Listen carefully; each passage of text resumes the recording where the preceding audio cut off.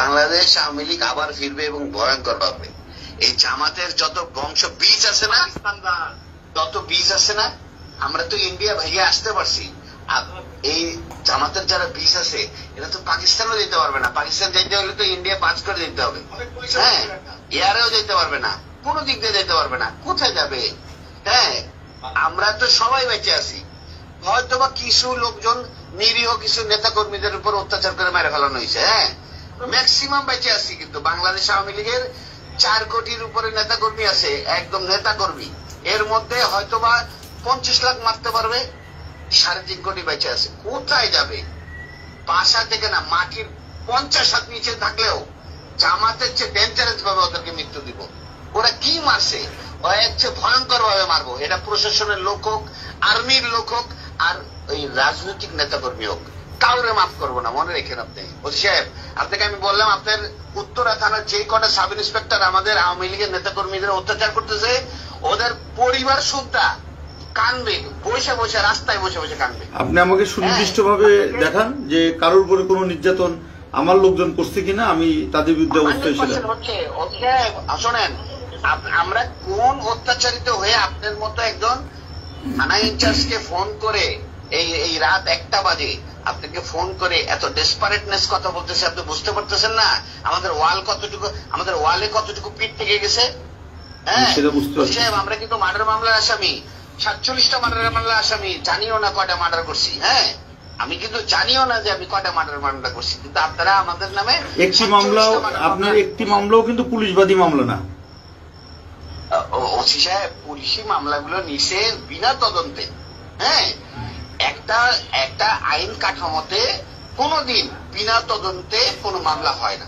আপনার পুলিশ এতগুলো মারা গেল, কই আপনার তো একটা মামলা ফাইল করতে বললেন না আজ পর্যন্ত। ওসি সাহেব, এটা তো আমাদের ব্যর্থতা, আপনাদের চাকরি করা উচিত না। এটা সত্য, এটা সত্য।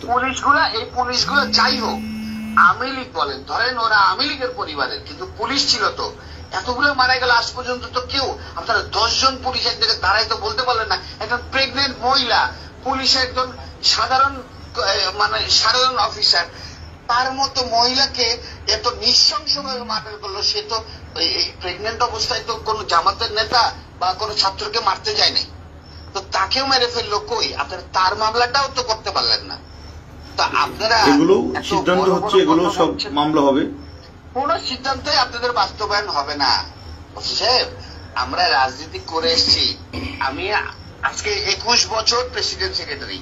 আমার কি ওই ধারণা নাই বাংলাদেশের রাজনীতি কোন দেশের কথায় চলে? হ্যাঁ, আমেরিকা কয়দিন সেভ করবে সাহেব? ঠিক আছে, আপনি, আমরা ছোট চাকরি করি, ছোট মানুষ, আপনি করেন, আপনি আমার থানা যে না সাহেব, আপনার তো ছোট মানুষ, কিন্তু আপনার কার্যক্রম তো বড় বড়। আপনার কার্যক্রম ঠিক করেন ওসি সাহেব। হ্যাঁ, আল্লাহর কসম, আমার কার্যক্রম যদি কোনো অপরাধ থাকে, এটা আমার কর্তৃপক্ষ বা আমার উপরওয়ালা আছে সে দেখবে। তবে আমার কোনো অফিসার যদি অন্যায় করে থাকে, আপনি সেটা আমাকে দেন, আমি সেটা দেখব। আমার বিরুদ্ধে যদি কোনো অভিযোগ থাকে সেটা দেন, আমি সেটা জবাব দেব। ওসি সাহেব, আপনার বেতন কিন্তু আপনার ঊর্ধ্বতন কর্মকর্তা দেয় না। আপনার বেতন কিন্তু বাংলাদেশ গণপ্রজাতন্ত্রী সরকার, বাংলাদেশ প্রজাতন্ত্রী সরকার, মানে আমি যদি কোনো, আপনি প্রায় 10 মিনিট কথা বললেন আমার সাথে, এর মধ্যে যদি একটি অভিযোগ আমার বিরুদ্ধে দেখান যে আপনি দেখাতে পারছেন কিনা, এভাবে গড়ে কথা বলতে হবে না। আমি আপনাকে প্রমাণ, আপনার পরিচয়টাও দেন নাই, আপনি কে, আপনার পরিচয়টাও দেন নাই। আমি আপনাকে আমার সম্পূর্ণ ডিটেলস বলছি, শুধু নাম বলি না। নাম বলতে সমস্যা কোথায়? আপনি নাম বললে সমস্যাটা কোথায়? আপনার নাম, আমি যদি কোনোদিন আমার নাম বলি, আপনার বাসায় আপনার সামনে আইকে বলবো। আমার বাপ যদি আমাকে জন্ম দিয়ে থাকে, আগামী 2 মাসের মধ্যে যদি আপনার কার্যক্রম এরকম থাকে, আপনার বাসায় আপনার সামনে যদি না বলতে পারি, আমার বাবা আমার জন্ম দেয় নাই। ঠিক আছে, আমি অপেক্ষায় থাকলাম, আপনি আসেন। হ্যাঁ, আমি আপনাকে মনে রাখেন, আপনি আরেকবার আরো যদি এরকম আপনার কার্যক্রম চলে, আগামী 2 মাসের মধ্যে আপনার সঙ্গে আমার একদম সরাসরি দেখা হবে।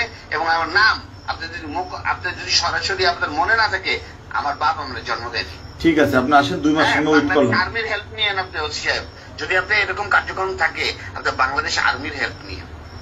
ঠিক আছে, অপেক্ষা করলাম। জি জি, থ্যাংক ইউ ওসি সাহেব।